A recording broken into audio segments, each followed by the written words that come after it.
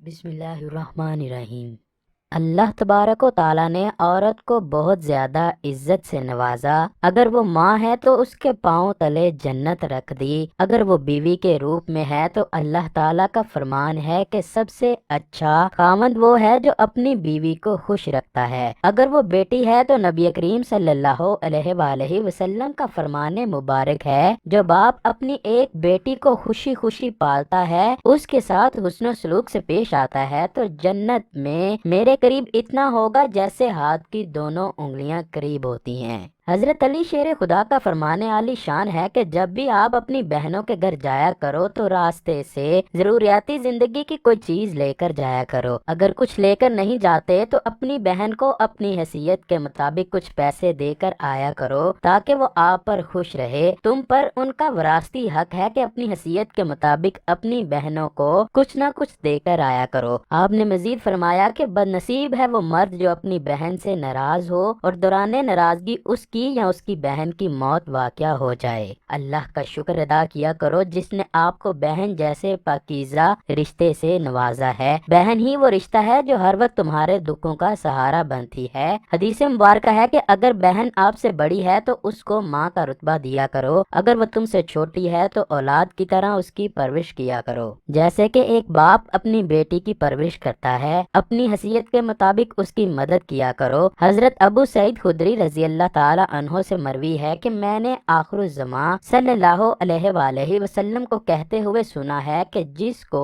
اللہ تعالیٰ نے 2 یا 3 بیٹیاں یا 2 یا 3 بہنیں عطا کی ہیں تو اس نے اپنی بہنوں بیٹیوں کی تربیت ٹھیک کی اور ان کے تمام حقوق کا خیال رکھتا ہے تو اللہ تعالیٰ اس بندے کو جنت میں داخل کرے گا۔ ابو داؤد نے اس کی وضاحت کرتے ہوئے فرمایا کہ جس نے اپنی بیٹیوں بہنوں کی پرورش ٹھیک طریقے سے کی، ان کا نکاح کر کے عزت کے ساتھ اپنے خاوند کے ساتھ رخصت کر دیا تو اس بندے پر جنت واجب ہو گئی۔ ام المؤمنین حضرت عائشہ رضی اللہ تعالی عنہا کہتی ہیں کہ رسول اللہ صلی اللہ علیہ وآلہ وسلم نے فرمایا، جو شخص لڑکیوں کی پرورش سے دوچار ہو پھر ان کی پرورش سے آنے والی مصیبتوں پر صبر کرے تو یہ سب لڑکیاں اس کے لیے جہنم سے آڑ بنیں گی۔ اسی طرح ماں کی محبت بیان کرتے ہوئے حضرت عائشہ فرماتی ہیں کہ ایک دفعہ ایک عورت اور اس کی 2 بیٹیاں میرے گھر کچھ کھانے کے لیے آئیں تو اس وقت میرے پاس صرف ایک کھجور پڑی ہوئی تھی۔ میں نے وہ کھجور اس عورت کو دے دی، اس نے وہ کھجور آدھی آدھی دونوں بیٹیوں کو دے دی اور خود کچھ نہ کھایا۔ پھر میرے پاس نبی اکرم صلی اللہ علیہ وآلہ وسلم تشریف لائے، میں نے آپ سے یہ واقعہ بیان کیا تو آپ نے فرمایا، جو ان لڑکیوں کی پرورش سے دوچار ہوا اس کے لیے یہ سب جہنم سے پردہ ہوں گی۔ ناظرین گرامی، جس فرد کو اللہ تعالیٰ لڑکیاں عطا کرے تو وہ اپنی بیٹیوں کی تعلیم و تربیت بہتر طریقے سے کرے اور ان کے ساتھ اچھا سلوک کرے تو اللہ تعالیٰ اس بندے کو جہنم کی آگ سے محفوظ فرماتا ہے۔ اس آیت میں لڑکیوں کا ذکر کر کے اس لیے آزمایا گیا کہ قبل از اسلام لوگ بیٹیوں کو اچھا نہیں جانتے تھے، جس کے گھر بیٹی ہوتی تھی تو اس کو زندہ دفن کر دیا جاتا۔ وہ لڑکی کو منحوس تصور کرتے، جب کسی کے ہاں لڑکی پیدا ہوتی تو وہ شرم کے مارے کسی کے سامنے نہ جاتا، وہ لڑکی کی پیدائش بتاتے ہوئے شرم محسوس کرتا تھا۔ قرآن پاک میں ہے کہ دور جاہلیت میں جب کسی کے ہاں لڑکی پیدا ہوتی تو اس کا چہرہ غم کے مارے لال پیلا پڑ جاتا، وہ لوگوں سے چھپتا پھرتا اور اتنا غم زدہ ہوتا اور سوچ میں پڑ جاتا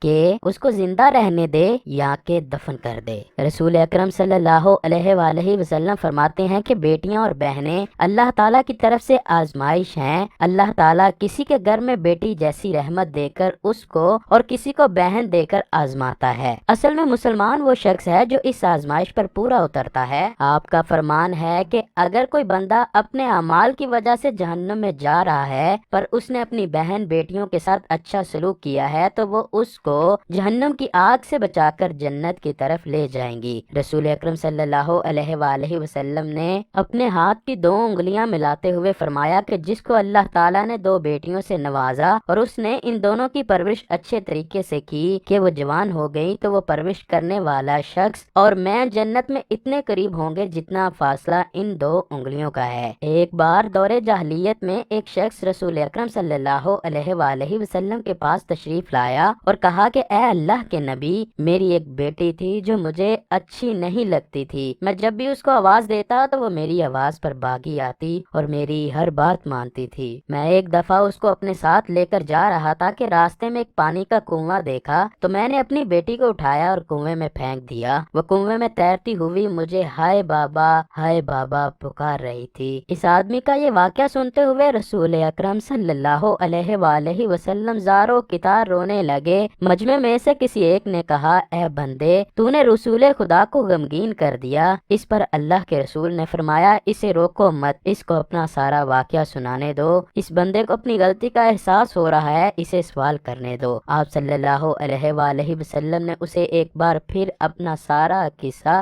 سنانے کو کہا تو اس نے آپ کے کہنے پر پھر سارا قصہ لفظ بلفظ بیان کر دیا۔ دوبارہ سننے پر آپ صلی اللہ علیہ وآلہ وسلم پھر سے غمزدہ ہو گئے۔ اس بندے نے پوچھا، اے اللہ کے نبی، خدا مجھے اس پر معاف کر دے گا؟ آپ صلی اللہ علیہ وآلہ وسلم نے فرمایا، دور جاہلیت میں جو ہو گیا اللہ نے اس کو معاف کر دیا۔ یہ سنتے ہی واقعہ سنانے والے نے کلمہ پڑھا اور مسلمان ہو گیا۔ اگر ہم اس دور کی بات کریں تو اب بھی زیادہ تر لوگ لڑکیوں کو برا سمجھتے ہیں، ان کو وراثت میں حصہ نہیں دیتے، ان کے ساتھ لڑکوں کی نسبت اچھا سلوک نہیں کیا جاتا، جبکہ ہمارے پیارے نبی محمد مصطفیٰ صلی اللہ علیہ وآلہ وسلم کی یہ شان تھی کہ جنگ اوتاس میں جب دشمن کو شکست ہوئی تو جنگی قیدیوں میں حضور اقدس صلی اللہ علیہ وآلہ وسلم کی رضائی بہن اور حضرت حلیمہ سعدیہ رضی اللہ تعالی عنہا کی صاحبزادی حضرت شیمہ رضی اللہ تعالی عنہا بھی گرفتار ہوئی۔ جب انہیں شناخت کے لیے آپ کی بارگاہ میں حاضر کیا گیا تو انہیں پہچان کر جوش محبت میں آپ کی آنکھوں میں آنسو آ گئے اور آپ نے اپنی چادر مبارک زمین پر بچھا کر انہیں بٹھایا اور پھر کچھ اونٹ اور بکریاں دے کر ارشاد فرمایا، تم آزاد ہو، اگر تمہارا جی چاہے تو میرے پاس رہو اور اگر اپنے گھر جانا چاہو تو میں تمہیں وہاں پہنچا دیتا ہوں۔ انہوں نے اپنے گھر جانے کی خواہش ظاہر کی تو انتہائی عزت و احترام کے ساتھ انہیں ان کے قبیلے میں پہنچا دیا گیا۔